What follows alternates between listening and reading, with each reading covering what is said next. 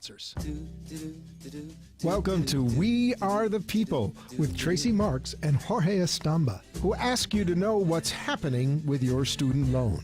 Tracy and Jorge keep a deep look at student loans in this country and the industries that surround it. Every week, We Are the People will bring you new insight into the corporate welfare industry, such as bailouts, and they connect with student loans. The show will highlight on your constitutional rights and how the current system is built to infringe upon them. Join the conversation by visiting our website chat room at wearethepeople.tv. Or call the show at 888-565-1470 and let us hear from you.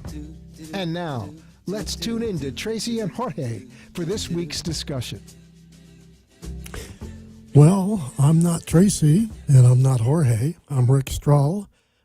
Tracy and Jorge are off this week doing their own projects and working on some things for future programs. Right?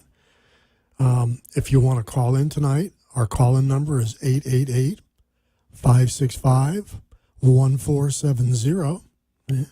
Lots to talk about.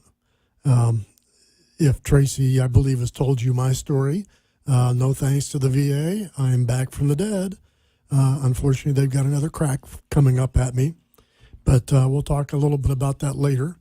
Lots of interesting stuff going on, especially in the student loan world. The first thing I want to talk about a little bit is H.R. 449. H.R. 449. It's called the Discharge Student Loans in Bankruptcy Act of 2015. And the bill introduced by John Delaney, representative in Congress. All right. He's a Democrat from Maryland. All right. He introduced this on January 21st. So it's a brand new bill. There's not much on it. There's not much to be said about it because there's not much in the bill at this point. But as we go through the process, I'm sure that we're going to see things added and things changed, if it's allowed to go through the process. Essentially what it's doing is restoring the rights that we're taking away from students and student borrowers to discharge their debts, their loans, in bankruptcy. That's a right that any consumer has in any other area of the economy. But it was taken away by Congress, by people that paid good money for their representation. All right, so the fat cats did some stuff. So if you can give your congressman a call or email them or text them or write them to support this bill, to support this cause, to support this issue, to allow student loan debt to be discharged in bankruptcy, that's a start. That's a start to getting back the rights that were taken from student borrowers. Okay? So that's real important. Now, this does nothing, to take the debt away from people, but at least they can discharge it when it becomes too onerous and they can't do anything with it. All right? So please, write your congressman, call your congressman, get in touch with your congressman and let them know H.R. 449 and follow it. See what gets added to it. See what changes are going to be made. We're going to try and track it, and we're going to try and get our local congressman to look at it and to deal with it and to sponsor it. As of yet, no sponsors on the bill. Okay. A number of different other things going on as we speak. There is a Protect the Consumer Financial Protection Bureau. Right? So we have a Consumer Financial Protection Bureau at the federal level. Right? Senator Jeff Markey has a move-on petition. So look for move-on petitions. Right?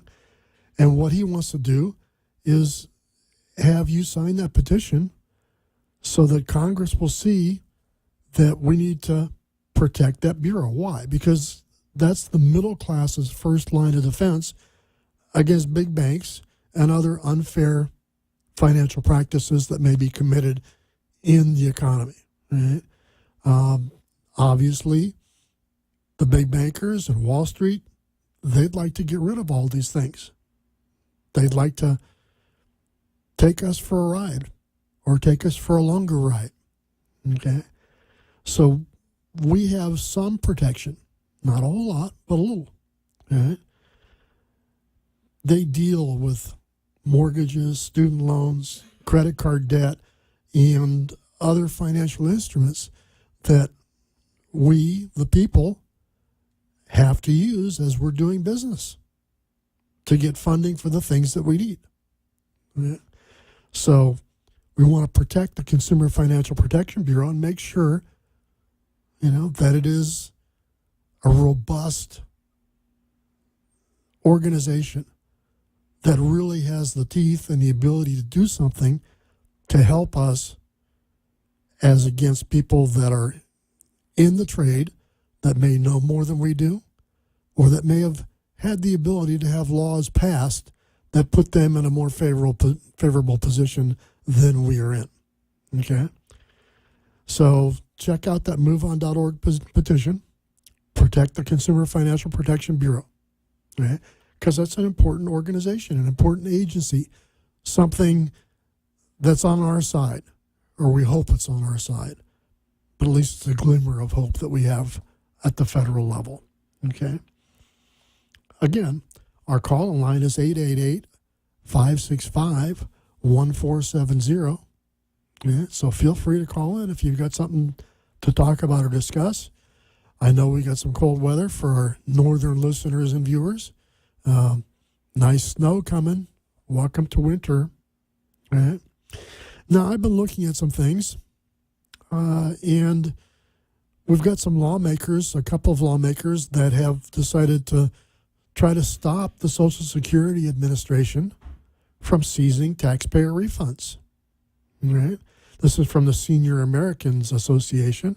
If you haven't seen it, look it up on the internet, senioramericanassociation.com. Right? Lawmakers team up to stop Social Security Administration from seizing taxpayer refunds. Student loans, old debts that you didn't even know you had, but somebody in your family or somebody with your family name or somebody with some connection decades ago, things that you may not even know about. And people have been taken by the federal government. The Treasury has not given them their tax returns, their refunds. Right? They've taken their refunds to pay off these old debts. Right? Not fair, not right. Used to be that these things could live only for 10 years. The law changed. Right? So Senator Barbara Boxer from California and Representative Vern Buchanan, Republican from Florida, right, have teamed up to put this bill into both houses of Congress. Right? I don't see a bill number on it yet. I tried to check today, and I didn't see it there. Right? But this is an opportunity here. January 22nd is the date of the article. So, again, it's a very recent thing. Right? So call your members of Congress or write to your members of Congress. Right?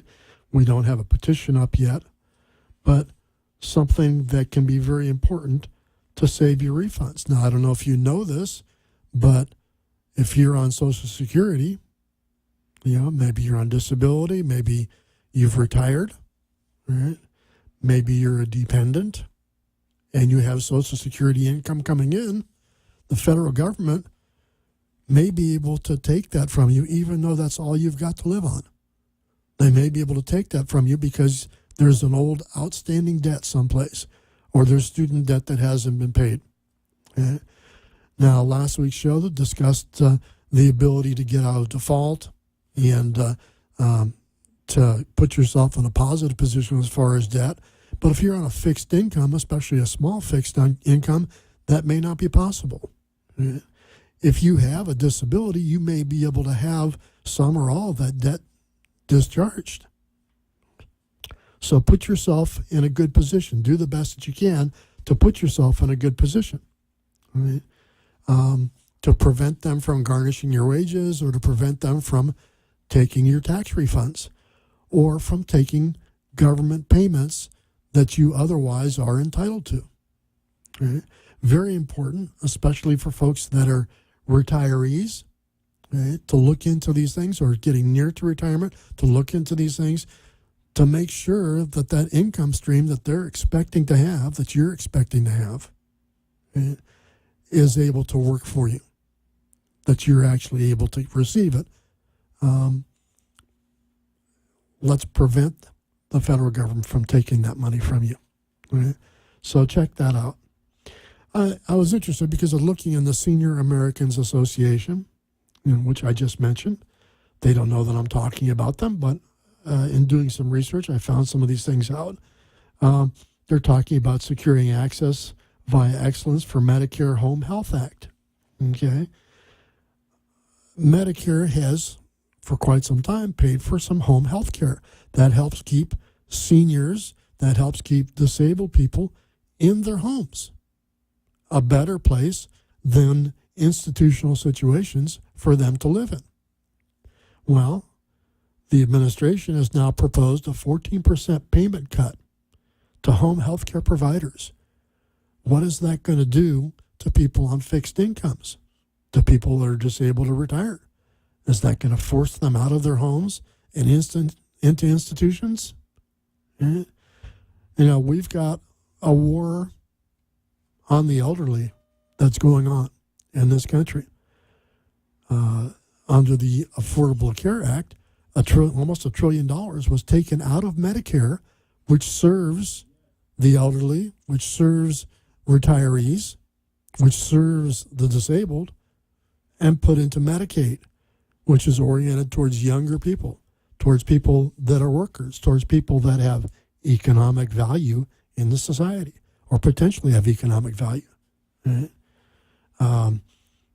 Some people in the administration have talked about supporting the elderly until they get to be 75. Well, many of us know people that are elderly that are in their 90s. There are some that are living to be older. Right?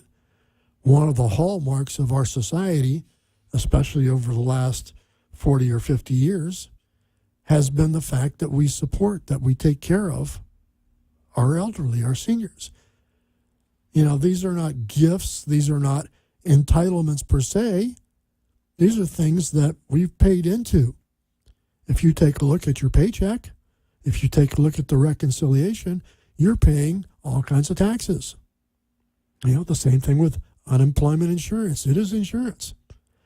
And you pay a percentage, and your employer pays a percentage. Well, that percentage, that 7% that your employer pays for unemployment, really is 7% that you could be earning more.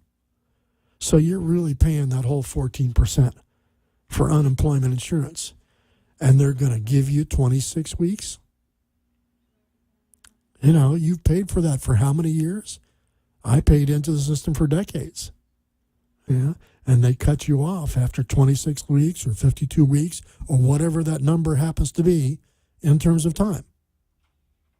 Right? Is that right? How many years have I paid in? Why shouldn't I get the benefit of what I paid for over that period of time?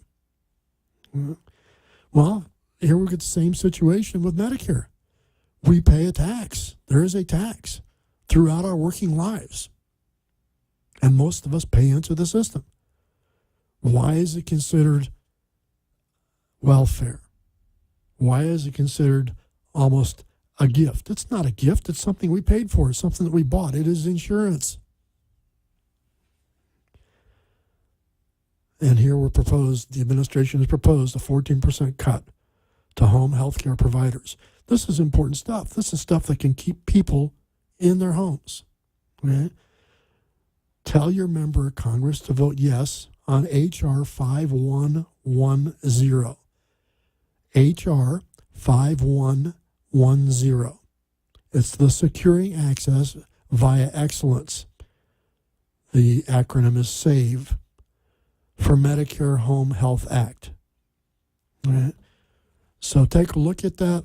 Look it up on the Senior American Association website, right, if you want to do that, and contact your member of Congress. In fact, they've actually got an action thing on the website too.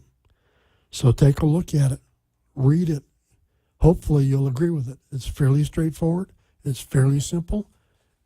You know, we never know what's going to happen to these bills once they go through the markup and amendment process. All kinds of funny things get attached to them. But hopefully this stays as a good bill. And maybe you can ask your congressman or your senators to make sure that this stays as a clean bill. You know, all these bills we'd like to have is clean bills that focus on one issue and don't add all kinds of gunk and junk and garbage to it, especially stuff that nullifies, you know, the title, that nullifies the intent of the bill. Okay? So take a look at that. Check it out. See what you think, you know, that you want to do with it. But we need to take action. All right? We are the people. We're students for liberty. We're more than just students for liberty. We're the people for liberty. All right? The government wants to take our liberty. The government wants to dictate to us. And the more we allow the government to regulate, and the more that we allow people that influence the government to have their way so that they can make more money off of us, the less liberty we have. What is liberty? Liberty is the ability of each of us as individuals to do the things, to live our lives the way we wish to live our lives, to make our own decisions, to make our own choices, to make our way in the world. And that's what the founders wanted for us to have. They founded this country, and they tried to give us a minimum of government, a minimum of regulation, just the things that we needed to have in order to survive as a nation and to thrive as a nation. And over 235 years, of course, Congresses and attorneys and lobbyists have done their best to take this from us, to get control of us. It's important for us to get control, to get that control back. And the more control that the government has, the less control we have. Okay? Oh, here we got a big oops. You've probably heard the front page stories, especially through the AP, about how 2014 was the hottest year ever. Not true. Take a look at an organization called Climate Depot, because they've done research on this. And the Climate Depot, which are climate scientists, right, actually forced AP to recant their story. And entirely up and down the line. Of course, you know, the retractions are on, you know, page 20, you know, buried deep. Right? So you hear and you remember the above the line page 1 story, but you don't remember or you don't see the retraction. Well, there's a retraction. You know, maybe it was a hot year. Well, it turns out we're on a climate plateau, and we have been for the last 14 years. We're talking about variations in the hundredths of degree. Right? Satellite data, there's no variation at all. There's been no variation at all. Right? Thermometer data in the hundredths of degrees. And we don't even know. That's within the range of accuracy. Right? Within the range of error on these things. So there's a chance it could have been a hot year, but probably not. And they've had to recant as a result of that. Right? But check out Climate Depot. Interesting place. Right? Interesting information. A bunch of recent articles that they've had. Bill Nye talking on MSNBC, blaming climate change for blizzards. We've had this switch from global warming, which is how all this stuff has been sold to us about CO2 emissions being a problem and about supposed man-made climate change. Well, not so fast. Yeah. There was a recent vote in Congress, right? And to an amendment regarding the matter of climate change being significantly caused by human activity. Well, a lot of people, half the Congress said no, not significant. And they're correct. There are many forces in nature. The most effective thing that the Congress could do to prevent climate change is to vote to put a thermostat on the sun, because it is the variations in the solar power that we receive from the sun that cause the majority of change on the earth. And then you've got seismic activity, volcanoes, right? Other processes of the earth, natural processes. You know, we have this idea that man is not a part of nature. Well, there's an argument about that. Yeah, if man is not a part of nature, you know, what is nature and what is man? Yeah. So a lot of interesting philosophical arguments that we need to deal with and that we need to look at and that we need to think about before we take action. You know, we've got this whole war on coal. Well, who is the war on coal on? Right? The corporations, they'll adjust. They'll find something else to sell us. Yeah. But coal is responsible in great measure, especially up in the north of the country, for keeping us warm, for getting us most of our power. And this war on coal, what is it going to do? It's going to add to the cost. It's going to add to the price of energy. And who is that going to affect?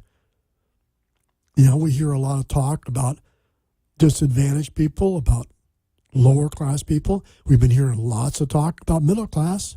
A lot of the State of the Union was focused on the middle class.